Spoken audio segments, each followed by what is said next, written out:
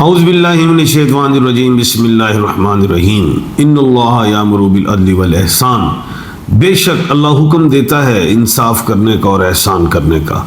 मैं हूँ advocate M.A. Shahzad Khan.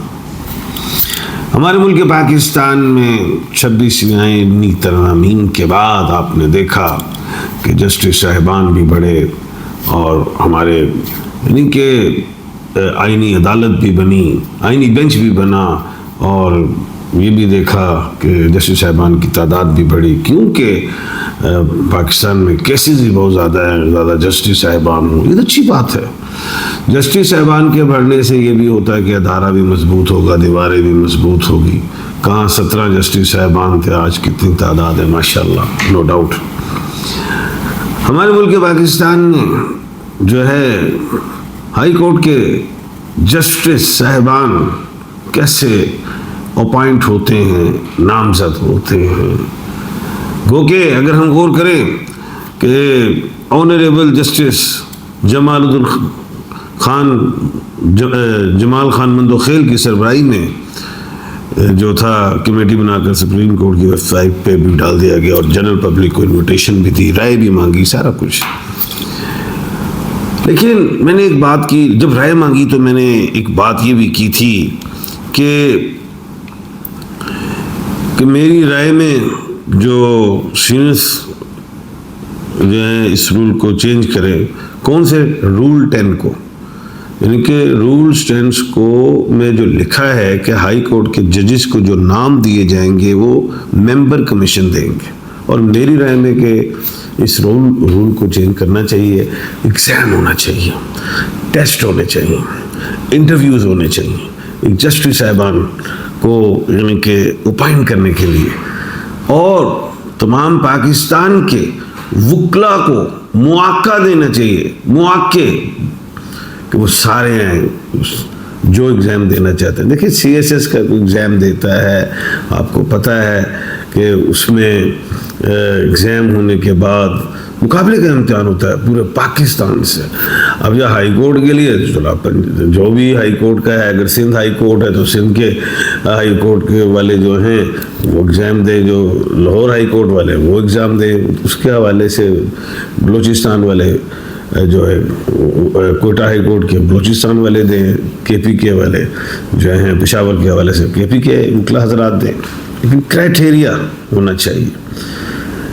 लेकिन अगर हम बात करें, बड़ी अहम मैं आपको बात बताऊं कि मामूली सी मामूली नौकरी के लिए भी सरकार जो है वो इश्तिहार जारी करती है, उम्मीदवार में फलां बंदा जो भी है, स्क्रूटनी होती है, कोई शक नहीं, इम्तिहान लिए जाते हैं, फिर इंटरव्यू होते हैं, तब जाकर कोई खुश नसीब जो है सिलेक्ट होता है, और उसके बाद जो है वो ड्यूटी होती है, वो करते हैं फिर। लेकिन हाई कोर्ट के जजेस के लिए ना कोई सामी खाली का इश्तिहार होता है, ना कोई इम्तिहान होता है, ना कोई इंटरव्यू होता है, बस स्टेक होल्डर मिल बैठते हैं और मिलजुल कर जज बना लिया जाता है। चुनाचा लोग मैं भी जो हैं हैरत से देखते हैं कि ये हो क्या रहा है। मामला यही है कि कोई जो सुसर हैं उनका दामाद बन जाएगा जस्टिस, कोई बाप है तो उनका बेटा बन जाएगा जस्टिस। खैर, कहने का मतलब ये है कि चीफ जस्टिस ऑफ पाकिस्तान भी यही लोग फिर बन भी जाते हैं, उनके बच्चे भी बन जाते हैं, ये सारा कुछ है। एक लॉ फर्म जो है, जितनी भी बड़ी तगड़ी बड़े लॉ फर्म, उनके लोग भी जज बनते हैं, कि साहबजादे बनते हैं, और एक लॉ फर्म से 2 और 3 पार्टनर बैक वक्त जज बन जाते हैं। यानी ये मामला महज कानून फहमी का है या कहानी कुछ और है, ये समझ से बालातर है। एक ज़माना था जब चीफ जस्टिस भी फैसला कर लेता था कि किस किस को जज बनाना है। फिर अहले सियासत ने कहा, जो सियासत के अलम बरदार हैं, जो इटसन हैं, जो एडिसन हैं, जो बड़े बड़े हमारे मुल्क में सियासतदान हैं, उन्होंने कहा कि समल में हमारा हिस्सा भी हो, तो चनाचा जुडिशल कमीशन और पार्लियामेंट कमीशन बन गए। फिर चीफ तेरे जान नसा के नारों के दिल दहला देने वाली गूंज में पार्लियामेंट्री कमीशन ने चारा बराए जन बहुत ही रह गया और किया। खैर, ये जानने के लिए ज़रा हम आप सिंध के हवाले से पहले बात करते हैं, जहाँ हाई कोर्ट में जज तैनात करने के लिए सब अपने अपने नाम पेश कर चुके हैं और उनमें एक सुहानी सुबह में एक नया जज चुन लिया जाता है। पीपल पार्टी के फारूक नाइक साहब और वज़ीर कानून सिंध ज़ियाउल हसन साहब ने इस जुडिशल कमीशन के रुकन के तौर पर जिन लोगों की सिफारिश की है, पहले ज़रा इसकी फहरिस्त भी देख लीजिए। एक नाम शाजिया हिंजरा साहिबा का है। दिलचस्प बात यह है कि शाजिया हिंजरा साहिबा फारूक नाइक भी की लॉ फर्म में एसोसिएट हैं, लेकिन इनका मुबल्लिग तारुफ ये नहीं है। यह हाई कोर्ट की justice Adnan honourable justice Adnan Karim की अहलिया भी है। फारूक नाइक और वज़ीर कानून सिंध की जानब से दिया गया एक नाम काजी मोहम्मद बशीर साहब का है। ये People's Party law firms Sindh के सदर, सिंध हाई कोर्ट के आइनी बेंच के सरबराह जनाब मोहम्मद करीम आगा साहब की तजवीज़ करदा नामों में से एक नाम मीरा शाह का है। वो कौन है? वो पीपल्स पार्टी के रहनुमा सैयद नवीद कमर के भाईजान। वफाकी वज़ीर कानून जनाब आज़म नज़ीर ताड़र ने यासिर अहमद शाह का नाम तजवीज़ किया है। क्या आपको मालूम है कि वो कौन है? वो मुस्लिम लीग नून के रहनुमा मोहम्मद शाह के साहबजादे हैं। सुप्रीम कोर्ट के जज जनाब justice honourable justice Mansoor Ali Shah साहब ने चौधरी आतिफ रफ़ीक को नामजद किया है, जो सुप्रीम कोर्ट बार के साबिक सदर मुनीर ए मलिक की लॉ फर्म के पार्टनर्स हैं। सिंध हाई कोर्ट के चीफ जस्टिस ने जो नाम दिए हैं, इनमें से एक नाम अबैदुर रहमान खान साहब का है। वो जस्टिस अताउर रहमान के साहबजादे हैं। इनकी जानिब से दिया गया एक और नाम अमीमा अनवर साहिबा का भी है, जो साबिक अटॉर्नी जनरल अनवर मंसूर खान की साहबजादी हैं। सिंध हाई कोर्ट के चीफ जस्टिस का तजवीज़ करदा अगला नाम ज़िशान अब्दुल्ला साहब का है, जो पीपल्स पार्टी के रहनुमा की लॉ फर्म के पार्टनर्स हैं। इनके नामजद करदा चौथी शख्सियत का नाम जाफर रजा है, जो पीपल्स पार्टी की मुर्तज़ा वहाब की लॉ फर्म के पार्टनर्स हैं। हमारे यहाँ जो तूफान खड़े होते हैं इन फला जज को बेंच में शामिल क्यों किया गया है, कि फला को क्यों शामिल नहीं किया, ये सब फजूल की मुशक्क़त है। बेंच कैसे बनेगा? बेंच बनाने का इख्तियार किसके पास होगा, या यूं कह लीजिए कि किसके पास होगा, ये भी सानी मुशक्क़त है। असल और अहम सवाल है कि हाई कोर्ट में जज की तैनाती का तरीका कितना शफाफ। यहाँ जजों के रिश्तेदार, लॉ फर्म्स के पार्टनर्स, कुछ चैम्बर्स के एसोसिएट्स और सियासी पस मंजर रखने वालों ही को क्यों खास अहमियत दी जाती है? क्या कानून का सारा फहम रब ताला ने इन चंद मखसूस गिरानों पर नाज़िल फरमा रखा है?